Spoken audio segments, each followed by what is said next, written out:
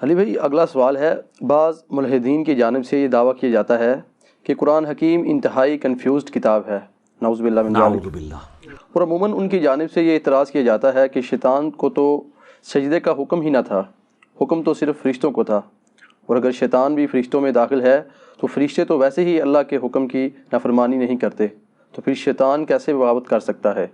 قرآن حکیم میں اس واضح تضاد کی کیا جسٹیفیکیشن دی جا سکتی ہے؟ دیکھیں، اس طرح کے کئی تضادات آپ کو بظاہر نظر آئیں گے، وہ تضادات نہیں ہوتے۔ میں نے پہلے بھی بتایا کہ قرآن ایک پوری ڈاکٹرن ہے، اس کو آپ دنیاوی ایک مثال سے سمجھیں۔ اگر میں آپ سے کہوں کہ ڈاک خانے میں صبح 9 سے شام 5 بجے تک بل جمع ہوتے ہیں، اور آپ سنڈے والے دن پہنچ جاتے ہیں اور وہاں پہ ڈاک خانہ بند ہوتا ہے، تو آپ یہ کہیں گے کہ آپ کی جو سٹیٹمنٹ تھی وہ غلط نکل آئی، پریکٹیکلی کنٹراڈکٹ کر گئی ڈاک خانے کی ٹائمنگ سے؟ نہیں، میں آپ سے کہوں گا کہ بھائی آپ سنڈے کو گئے ہیں، یہ انڈرسٹوڈ تھا کہ میں سنڈے کی بات نہیں کر رہا تھا، میں ورکنگ ڈیز کی بات کر رہا تھا۔ ایسا ہی ہوتا ہے نا۔ اس طرح قرآن میں بھی جب کوئی بات کی جاتی ہے تو وہ ہر جگہ اس کے سارے رولز کلیئر نہیں کیے جاتے، لیکن وہ کتاب میں موجود ہوتے ہیں۔ جیسے کہ عام لوگوں کو یہ رول پتہ ہے کہ سنڈے کی چھٹی ہوتی ہے، تو اب یہ اگر میں اپنی ورڈنگ میں بتاتا بھی نا، تب بھی آپ نے اسے انڈرسٹوڈ کرنا تھا، یہی تھا نا۔ تو قرآن میں بھی اللہ تعالیٰ نے مختلف جگہ پہ مختلف رولز بتائے ہوئے ہیں۔ یہ بات درست ہے کہ قرآن پاک میں قصہ آدم اور ابلیس کم از کم 7 دفعہ تو آیا ہے ڈیٹیل کے ساتھ، سورۃ البقرہ میں، سورۃ الاعراف کے اندر، سورۃ الحجر میں، سورہ صاد میں، سورہ بنی اسرائیل کے اندر، سورۃ الکہف کے اندر، سورہ طٰہٰ کے اندر۔ ان میں سے 6 جگہ پہ یہی ہے کہ اللہ تعالیٰ نے حکم دیا فرشتوں کو تو سب کے سب سجدے میں گر پڑے سوائے ابلیس کے۔ اس نے تکبر کیا اور گمراہوں میں شامل ہو گیا، کافروں میں شامل ہو گیا۔ لیکن ایک جگہ ساتھ آیا ہے، کان من الجن ففسق عن امر ربہ، وہ ہے سورۃ الکہف کی آیت نمبر 50۔ وہ جن تھا، اس لیے اس نے اپنے رب کی نافرمانی کی۔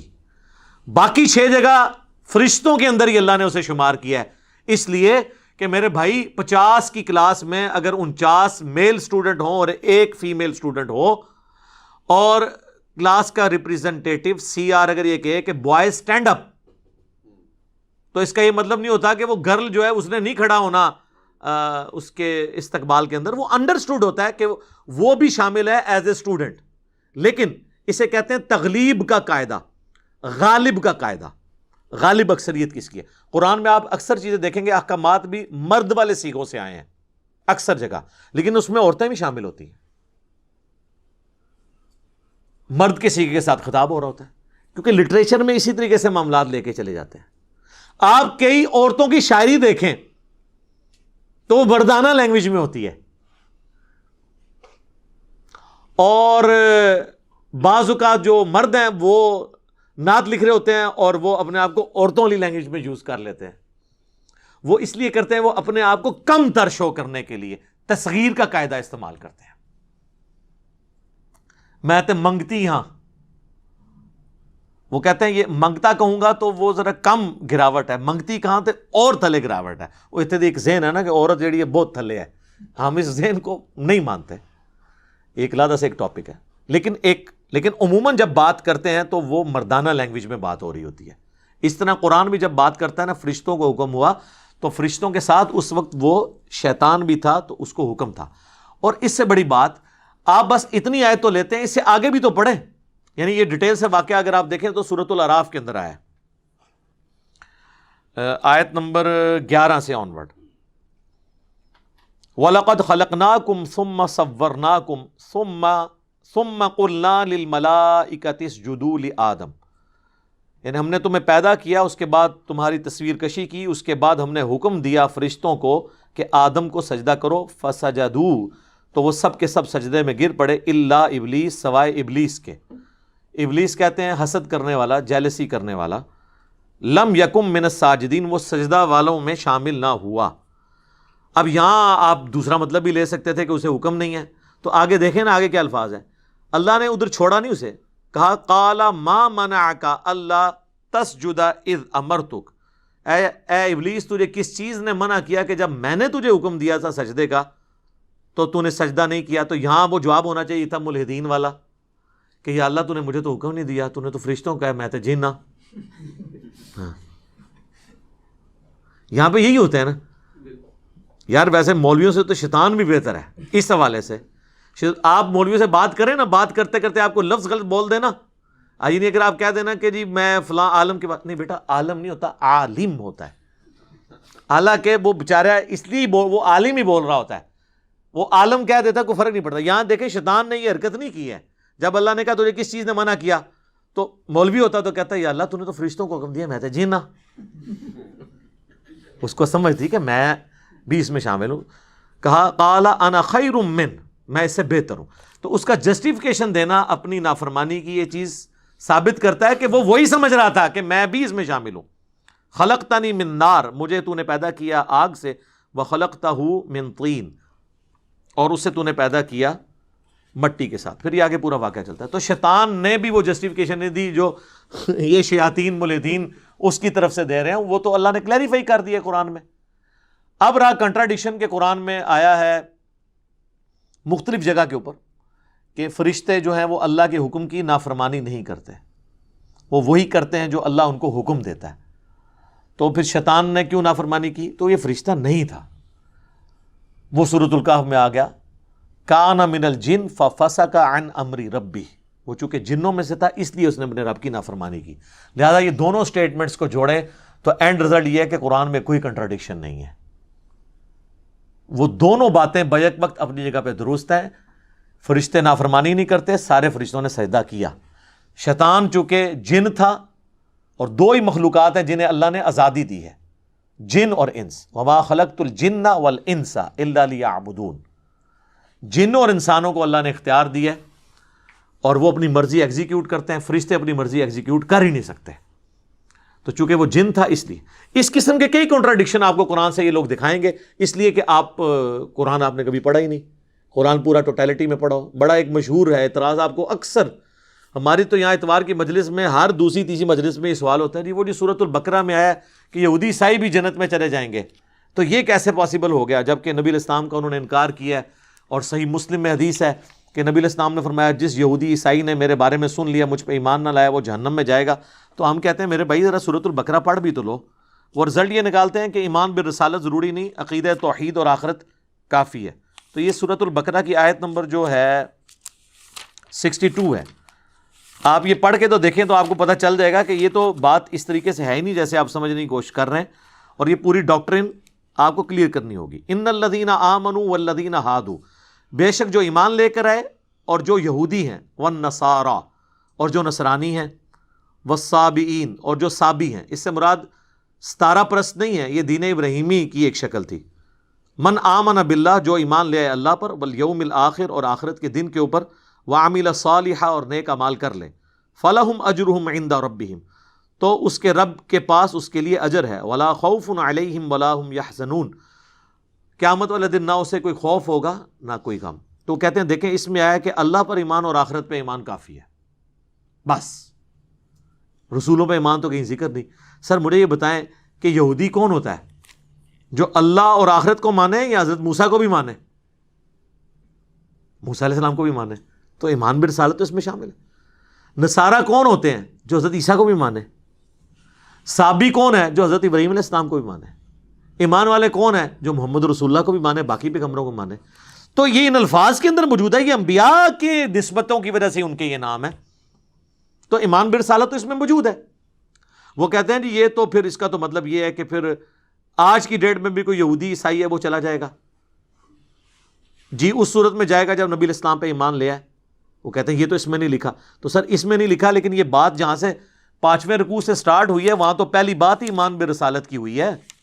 ایمان بالرسالت کو اللہ نے ایمان باللہ اور ایمان بالیوم الآخرہ سے پہلے ذکر کر دیا ہے، اس کو پرائورٹی دی ہے، اور وہ یہ جہاں پہ بنی اسرائیل کے اوپر مقدمہ قائم کیا اللہ نے سٹارٹ ہی میں، وہیں پہ اللہ تعالیٰ نے اس بات کا ذکر کر دیا۔ وَآمِنُوا بِمَا أَنزَلْتُ مُصَدِّقًا لِمَا مَعَكُمْ، یہ آیت نمبر 41، یعنی 20 آیات پیچھے۔ ایمان لاؤ اس پر جو ہم نے تمہارے ساتھ اس وقت نازل کیا ہے معکم ولا تکونوا اول کافر بہ، اور اس قرآن کے اول منکر اور نبی الاسلام کے اول منکر تم تو نہ بنو یہودیو، ولا تشتروا بآیاتی ثمنا قلیلا، اور چند ٹکوں کے عوض، دنیا کی منفعت کے عوض میری آیات کو مت بیچ دو، وَإِيَّايَ فَاتَّقُونَ، اور مجھی سے ڈرو۔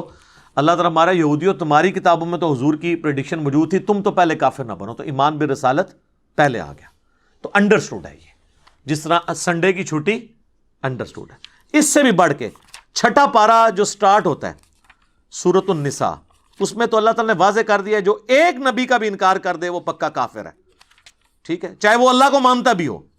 تو قرآن کی یہ آیت نہیں آپ نے لینی ہے، وہ ٹوٹیلٹی میں بتا دے گا۔